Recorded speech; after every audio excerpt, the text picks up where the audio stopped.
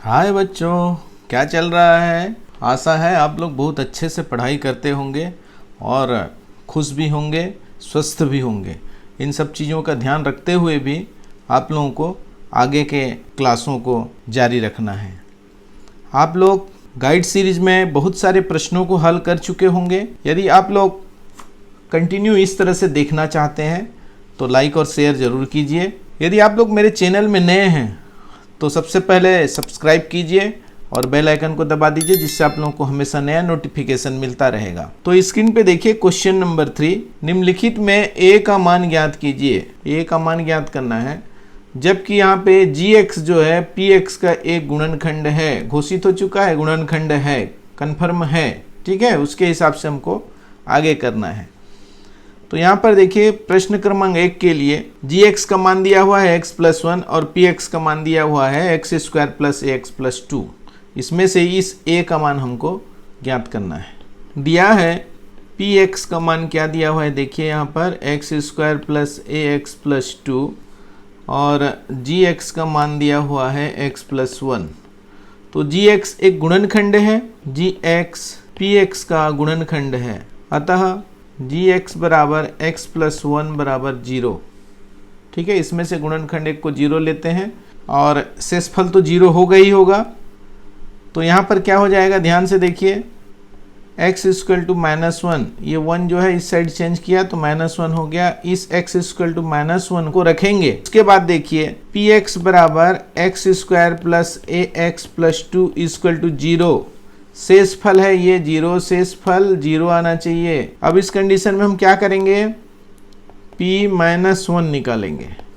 तो ये -1 का पावर 2 प्लस a -1 + 2 = 0। अब ये क्या हो जाएगा, -1 का स्क्वायर माने 1 हो गया और ये -1 का a से गुणा माने ये -a हो गया और ये +2 हो गया = 0 है।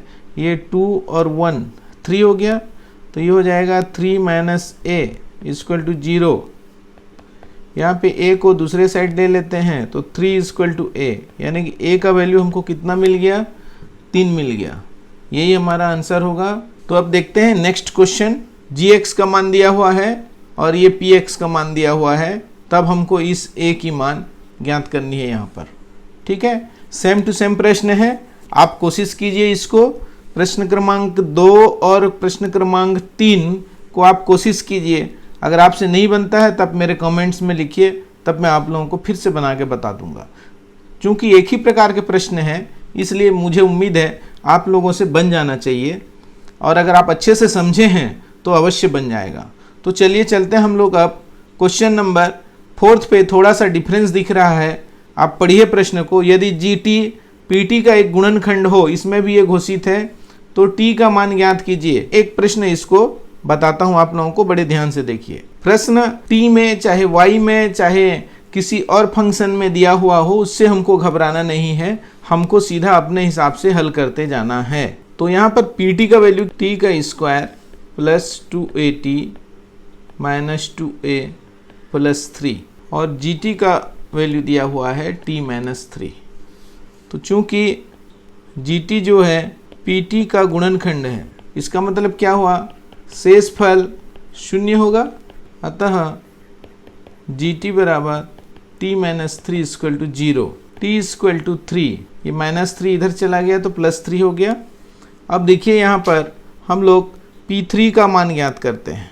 तो 3 का square plus 2a × 3 minus 2a plus 3 = 0। चूँकि ये शेषफल है, शेषफल 0 आना चाहिए। 3 × 9 धन 3 दूनी 6a ऋण 2a धन 3 बराबर 0। 9 और 3 12 और 6a में से 2 गया तो 4a, 4a धन 12 बराबर 0। 4a बराबर ऋण 12, ये 12 चला गया, साइड चेंज किया, इसलिए a बराबर ऋण 12/4 बराबर 4 एकम 4, 4 तिया 12 ऋण 3। a बराबर कितना आया, ऋण 3। यही हमारा आंसर है। तो इस तरह से आप बहुत आसानी से बना सकते हैं, चाहे बहुपद जो है हमारा t में दिया हुआ हो, x में दिया हुआ हो, y में दिया हुआ हो, किसी में भी दिया हुआ होगा, तो आप इस तरह से बना सकते हैं। अब नेक्स्ट प्रश्न की ओर चलते हैं। देखिए यहाँ पर प्रश्न क्रमांक 5 को देखिए।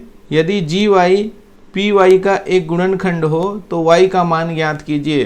सेम टू सेम प्रश्न है, ये y में फलन है, पहला वाला x में था, उसके बाद ये वाला t में था और ये वाला y में है। इसलिए आप प्रश्न क्रमांक 5 को स्वयं से कोशिश कीजिए, नहीं बनता है तब आप कमेंट्स बॉक्स में लिखिए और मैं उसको आप लोगों को बना के बता दूंगा।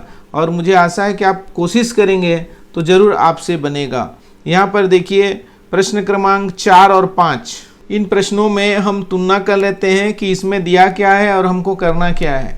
जब किसी f(x) को x² - 9 से भाग दिया जाता है तब 3x + 2 शेषफल है।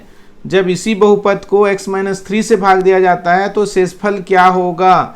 इस प्रश्न को मैं अपना बहुपद के एक वीडियो में बना चुका हूं, आप उस चीज़ को देखिए और प्रश्न क्रमांक 4 को समझ लीजिए। मैं आपको यहाँ पर प्रश्न क्रमांक 5 को बता देता हूं जो कि लगभग सेम प्रश्न है। तो मैं 5 को बता देता हूं, आप उसको जानने के बाद 4 को भी बना सकते हैं। और आपसे फिर भी नहीं बनता है तो जा करके आप बहुपद के सेक्शन में मेरा वीडियो देख करके आप प्रश्न क्रमांक 4 को बना सकते हैं। तो प्रश्न क्रमांक 5 के लिए हम लोग चलते हैं। जब किसी बहुपद f(x) को x² - 16 से भाग दिया जाता है, यहाँ पे f(x) है, इसको किससे भाग दे रहे हैं, x² - 16 से भाग दे रहे हैं, तो शेषफल, भागफल कुछ भी आए, शेषफल वहाँ पे बच रहा है 5x + 3। और जब इसी बहुपद को x + 4 से भाग देते हैं तब शेषफल क्या बचेगा, ये बोलता है ये। ठीक है, तो अब इसको हल करने के लिए ध्यान से देखिए, यहाँ पे बहुत ही सरल है। x² - 16 का गुणनखंड कर सकते हैं, x² - 4 का स्क्वायर होगा और ये x - 4 और x + 4 होगा। और यहाँ पर देखिए x + 4 से ये भाग जा रहा है, यहाँ पर इसको x + 4 से भाग दे रहे हैं, x² - 16 x + 4। ये देखिए यहाँ पर इससे ये भाग जा सकता है, यहाँ पर इस कंडीशन में आएगा और ये भाग जा करके हमारा भागफल ये बचता है, यानी कि ये पूर्णतः इससे भाग चला जाता है। 5x + 3 को x + 4 से भाग देंगे अलग से, तब हमको शेषफल मिल जाएगा। यहाँ पर चूंकि ये f(x) को ये इससे भाग दिया जा रहा है तो इसको भाग देने की जरूरत नहीं है। तो यहाँ पर देखिए जो शेषफल आया है 5x + 3, उसको किससे भाग दे देंगे, जो नया हम लोगों का भाजक है उससे भाग देंगे, तो जो बचेगा शेषफल वही हमारा आंसर होगा। तो x + 4 पंचे, ये हो जाएगा 5x + 5 × 20। आप लोग जान रहे हैं ये माइनस करना है, ये प्लस है तो ये माइनस हो जाएगा, ये कैंसिल हो गया, ये -17 यहाँ पर शेषफल आ रहा है, तो इसका शेषफल -17 होगा। यही आंसर है हम लोगों का। आ गई समझ में? तब हम आगे प्रश्नों की ओर चलेंगे। तो ये प्रश्नावली इस तरह से समाप्त होता है। अब हम आगे के प्रश्नावली में जाएंगे, प्रश्नावली 3 में, और उसमें से कुछ प्रश्नों को मैं आप लोगों को हल करके बताता हूं। अब आते हैं प्रश्नावली 3 पर। यहाँ पर देखिए सारे प्रश्न लगभग एक ही जैसे हैं और ये मध्य पदों को तोड़ करके हमको बनाना है, इसका गुणनखंड निकालना है। मध्य पदों को तोड़कर कैसे बनाया जाता है यहाँ पर तो पुनः बताऊंगा, परंतु अगर आप लोग और भी देखना चाहते हैं तो मेरे पिछले वीडियो में जा करके बहुपद सेक्शन के वीडियो को आप देख सकते हैं, जिसमें गुणनखंड मध्य पदों को तोड़ करके निकाला गया है। और यहाँ पर भी ध्यान से देखिए तो आपको जरूर सरल महसूस होगा और आप बना भी लेंगे।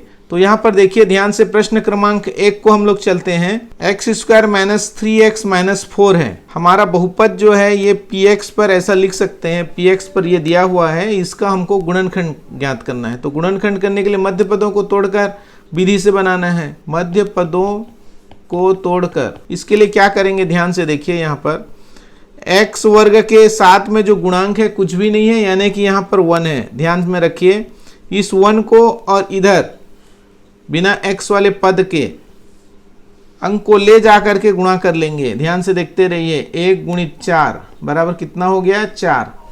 इस 4 के सारे गुणनखंड लिख लेंगे, जैसे कि 2 × 2 बराबर 4। हमको कुल 2 ठो प्राप्त होगा, इसके अलावा और है नहीं।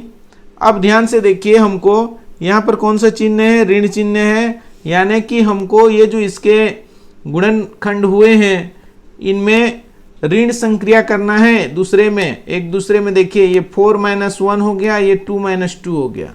ऐसा प्रक्रिया करना है। इस मान को करने से 3 आता है, इस मान को करने से 0 आता है।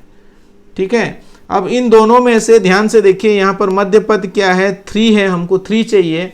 तो ये संक्रिया करने से कौन सा मिला है, 3, यही पद हमको चुनना है। यानी कि 3 के जगह पे 4 - 1 लिख करके हमको आगे बढ़ना है। तो ध्यान से देखिए, ये हो गया x² -3 के जगह पे 4 - 1 लिखेंगे और x का x लिखेंगे, फिर माइनस का माइनस लिखेंगे और 4 के जगह 4 × 1 लिखना है। 4 के जगह पे 4 × 1, ये जो गुणनखंड है, यही वाला गुणनखंड को यहाँ पे लिख सकते हैं। वैसे खाली 4 लिखने से भी ये चल जाएगा। तो this equal to, bracket open कर लेते हैं। देखो यहाँ पर x² - 4x। अब यहाँ पर देखिए -1 में माइनस है, इसलिए इसका आंसर क्या हो जाएगा, प्लस में हो जाएगा। तो ये हो गया +1x - 4, ये हो गया, ये दोनों की जोड़ी बन जाएगी। अब उसमें उभयनिष्ठ क्या निकलेगा, यहाँ पे x उभयनिष्ठ निकला, x - 4 बचा ब्रैकेट में, यहाँ पर +1 उभयनिष्ठ निकलेगा, x - 4। यहाँ पर ध्यान देने वाली बात है, दोनों ब्रैकेट में एक ही पद तुमको दिखना चाहिए। यानी कि x - 4 है तो यहाँ भी x - 4 है, इस बात का ध्यान रखिए। अब यहाँ पर देखिए x - 4 यहाँ से इधर और यहाँ से इधर दोनों में उभयनिष्ठ है, इसलिए x - 4 को हम लोग कॉमन ले लेंगे। तो बचेगा क्या, यहाँ पर बचा x और फिर प्लस का प्लस, यहाँ पर बचा हुआ है 1। तो इस तरह से हमारा ये गुणनखंड मिल जाता है, x - 4 x + 1, यही हमारा आंसर होगा। तो ये हमको इस तरह से गुणनखंड हम प्राप्त कर लेते हैं। तो यहाँ पर देख रहे हैं प्रश्नावली 3 में सारे प्रश्न वैसे ही हैं। फिर भी मैं 1-2 प्रश्न और बताता हूं आप लोगों को। प्रश्न क्रमांक 12 को देखिए, चलिए, बड़ा डिजिट है। 144x² + 24x + 1, इसका गुणनखंड ज्ञात करना है। तो हमको क्या करना है, x वर्ग का जो गुणांक है 144 और बिना x वाला पद जो है वह 1, इन दोनों को ले जा करके गुणा करेंगे।